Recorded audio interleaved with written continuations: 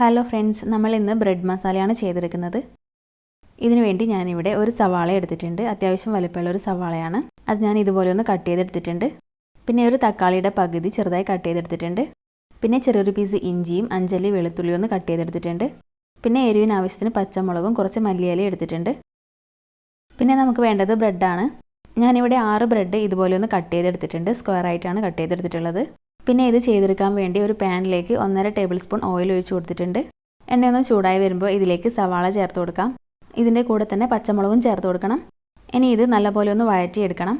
സവാള നല്ലപോലെ സോഫ്റ്റായി വരുന്നത് വരെ വഴറ്റി കൊടുക്കണം. കളറൊന്നും മാറേണ്ട ആവശ്യമില്ല. പിന്നെ നമുക്കിതിലേക്ക് ആവശ്യത്തിന് ഉപ്പ് ചേർത്ത് കൊടുക്കാം. ഉപ്പ് ചേർത്ത് കൊടുക്കുമ്പോൾ സവാളയൊക്കെ പെട്ടെന്ന് തന്നെ വഴറ്റിയെടുക്കാൻ പറ്റും. ഇവിടെ സവാളയൊക്കെ നല്ലപോലെ സോഫ്റ്റായി വന്നിട്ടുണ്ട്. ഈ സമയത്ത് ഇതിലേക്ക് നമ്മൾ ചതച്ച് വെച്ച ഇഞ്ചിയും വെളുത്തുള്ളിയും ചേർത്ത് കൊടുക്കണം. എന്നിട്ടിത് നല്ലപോലെ ഒന്ന് മിക്സ് ചെയ്ത് കൊടുക്കാം. ഇഞ്ചി വെളുത്തുള്ളിയുടെയൊക്കെ ഒരു പച്ചമണം മാറി വരുന്നത് വരെ മിക്സ് ചെയ്ത് കൊടുക്കാം. ഇവിടെ ഇഞ്ചിയും വെളുത്തുള്ളിയുടെയൊക്കെ പച്ചമണം മാറി വന്നിട്ടുണ്ട്. ഇനി ഇതിലേക്ക് തക്കാളി ചേർത്ത് കൊടുക്കണം. എന്നിട്ടിത് നല്ലപോലെ ഒന്ന് മിക്സ് ചെയ്ത് കൊടുക്കാം. തക്കാളിയൊക്കെ നല്ലപോലെ കുക്കായി വരണം. അതുവരെ ഒന്ന് മിക്സ് ചെയ്ത് കൊടുക്കാം. ഇവിടെ തക്കാളിയൊക്കെ ഒന്ന് കുക്കായി വന്നിട്ടുണ്ട്. ഞാൻ തക്കാളിയൊക്കെ ചെറുതായിട്ടൊന്ന് ഉടച്ചു കൊടുത്തിട്ടുണ്ട്. ഇനി നമുക്കിതിലേക്ക് പൊടികൾ ചേർത്ത് കൊടുക്കണം.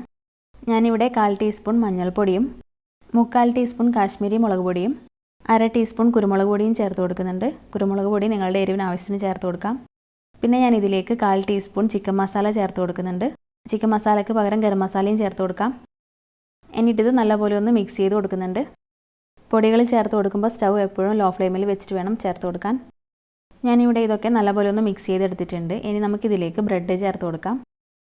ബ്രെഡ് ചേർത്ത് കൊടുത്തു കഴിഞ്ഞാൽ ഇത് നല്ലപോലെ ഒന്ന് മിക്സ് ചെയ്തെടുക്കണം. മസാലയൊക്കെ ബ്രെഡിൽ നല്ലപോലെ പിടിക്കുന്ന രീതിക്ക് വേണം മിക്സ് ചെയ്തെടുക്കാൻ. ഞാനിവിടെ ഇത് നല്ലപോലെ ഒന്ന് മിക്സ് ചെയ്തെടുത്തിട്ടുണ്ട്. മസാലയൊക്കെ ബ്രെഡിലേക്ക് നല്ലപോലെ പിടിച്ചിട്ടുണ്ട്. ഇനി ഇതിലേക്ക് മുട്ട ചേർത്ത് കൊടുക്കണം. ഞാനിതിലേക്ക് 4 മുട്ടയാണ് ചേർത്ത് കൊടുക്കുന്നത്. ഇനി ഇത് നല്ലപോലെ ഒന്ന് മിക്സ് ചെയ്തെടുക്കണം.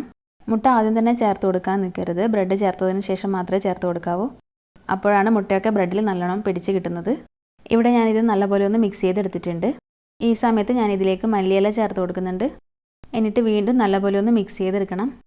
ഇത് നല്ലപോലെ ഒന്ന് മിക്സ് ചെയ്തെടുത്ത ശേഷം സ്റ്റൗ ഓഫ് ചെയ്ത് കൊടുക്കാം. വളരെ ഈസിയായി ചെയ്തെടുക്കാൻ പറ്റുന്ന മസാല ബ്രെഡ് ഇവിടെ റെഡി ആയിട്ടുണ്ട്. എല്ലാവരും ഒന്ന് ട്രൈ ചെയ്ത് നോക്കണം. വീഡിയോ ഇഷ്ടപ്പെട്ടാൽ ഒന്ന് ലൈക്ക് ചെയ്യാനും നമ്മുടെ ചാനൽ ഇതുവരെ സബ്സ്ക്രൈബ് ചെയ്തിട്ടില്ലെങ്കിൽ ഒന്ന് സബ്സ്ക്രൈബ് ചെയ്ത് സപ്പോർട്ട് ചെയ്യാനും മറക്കരുത്.